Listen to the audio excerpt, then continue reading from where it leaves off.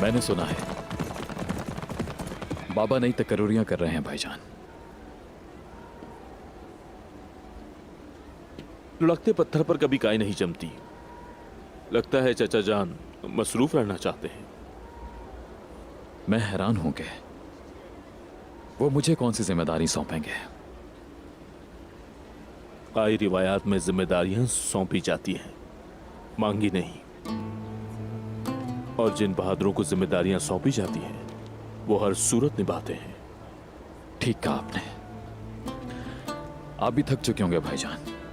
एक तरफ तिजारत और ये सिपह सालार की जिम्मेदारियां भी। खैर तो है बतुर, तुम सिपह सालार बनना चाहते हो।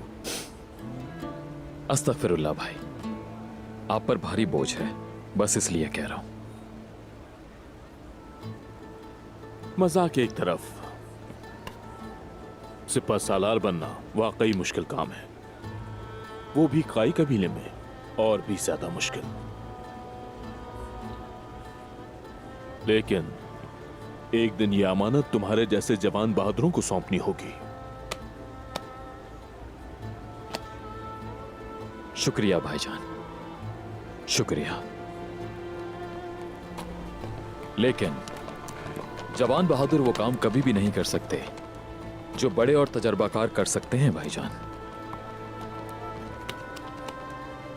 अगर मेरे बाबा ने ऐसा कोई फैसला किया तो मुझे यकीन है कि आपके तजर्बे से फायदा उठाते हुए वो आपको अपना मुशीर जरूर बनाएंगे।